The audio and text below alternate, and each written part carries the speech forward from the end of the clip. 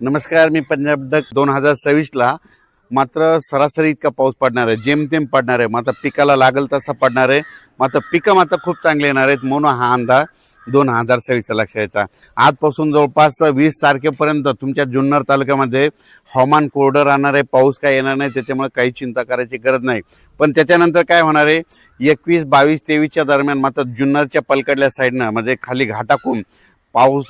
पुन्हा परत पावसाचं वातावरण तयार होणार आहे म्हणून हा अंदाज जुन्नर तालुक्यातल्या शेतकऱ्यांनी लक्षात घ्यायचा। कारण की या भागात असल्यामुळं या शेतकऱ्यांनी लक्षात घ्यायचं, ज्यांचा कांदा असेल, गहू असेल तर तुम्ही काय करा, 20 तारखेपर्यंत तुम्ही काढणीची तयारी ठेवा। राज्यात सांगायचं झालं तर पूर्व विदर्भ, पश्चिम विदर्भ, दक्षिण महाराष्ट्र, उत्तर महाराष्ट्र, कोकणपट्टी, खानदेश सगळीकडे 20 तारखेपर्यंत कसला पाऊस येणार नाही, काही चिंता करायची गरज नाही। फक्त मात्र उन्हाचा पारा वाढत जाणार आहे, चांगला काही ठिकाणी 38°, कुठे 39, कुठे 40, 41, 42, 43 अंशापर्यंत उन्हाचा पारा वाढणार आहे म्हणून हा अंदाज देखील सर्व पूर्व विदर्भ, पश्चिम विदर्भ, दक्षिण महाराष्ट्र, उत्तर महाराष्ट्र, कोकणपट्टी, खानदेश, मराठवाड्यातल्या सर्व शेतकऱ्यांनी हा अंदाज लक्षात घ्यायचा।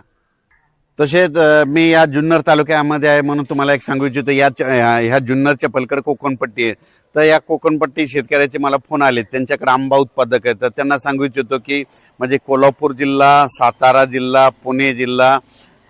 असाच हे पट्टा चांगला नाशिकपर्यंत हे जे पट्टा आहे ना, ह्या पट्ट्यामध्ये मात्र 19 तारखेच्या नंतर त्यामध्ये त्या परिसरामध्ये पावसाचं वातावरण होणार आहे। 20 तारखेपासून या कोकणपट्टीच्या म्हणजे आपला साताऱ्यापासून ते इकडे इगतपुरीपर्यंत ह्या पट्ट्यामध्ये पावसाचं वातावरण राहणार आहे म्हणून ही अंदाज त्या कोकणातल्या सर्व शेतकऱ्यांनी लक्षात घ्यायचा। त्याच्यानंतर उत्तर महाराष्ट्राकडे वळू म्हणजे नंदुरबार जिल्हा झालं, धुळे जिल्हा झालं, जळगाव जिल्हा झालं, नाशिक जिल्हा झालं, त्या शेतकऱ्याला सांगू इच्छितो की 20 तारखेपर्यंत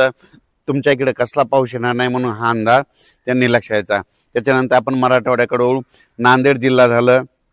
परभणी जिल्हा झालं, हिंगोली जिल्हा, बीड जिल्हा, धाराशिव जिल्हा, लातूर जिल्हा, जालना जिल्हा, संभाजीनगर या मराठवाड्यातल्या शेतकऱ्याला सांगू इच्छितो की 20 एप्रिलपर्यंत कसला पाऊस येणार नाही, त्याच्यामुळे काही चिंता करायची गरज नाही। त्याच्यानंतर विदर्भ 6, 5, 11 जिल्हे, वर्धा, नागपूर, भंडारा, गोंदिया, चंद्रपूर, यवतमाळ, वाशिम, हिंगोली, बुलढाणा, अकोला, अमरावती ह्या विदर्भ, पूर्व विदर्भ आणि पश्चिम विदर्भातल्या 11 जिल्ह्यातल्या शेतकऱ्याला सांगू इच्छितो की उन्हाचा पारा वाढत जाणार आहे, पाऊस काय येणार नाही म्हणून तुम्ही तुमची हळद शिजवू शकता, कांदे काढू शकतात, पाऊस काय येणार नाही म्हणून हा देखील अंदाज त्या विदर्भातल्या शेतकऱ्यांनी लक्षात घ्यायचा।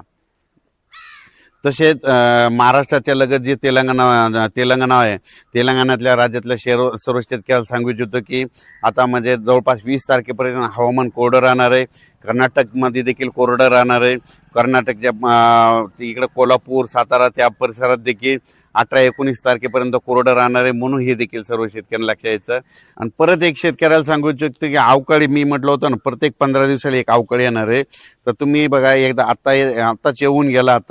आता लगेच म्हणजे शेवटच्या आठवड्यात, एप्रिलच्या शेवटच्या आठवड्यात परत एकदा अवकाळी राज्याच्या काही भागामध्ये येणार आहे म्हणून हे लक्षात घ्यायचं। मे मध्ये देखील तसंच परिस्थिती राहणार आहे, मे मध्ये देखील 2 अवकाळी येणार आहेत, त्याचा आपण नंतर मेसेज दिला जाईल।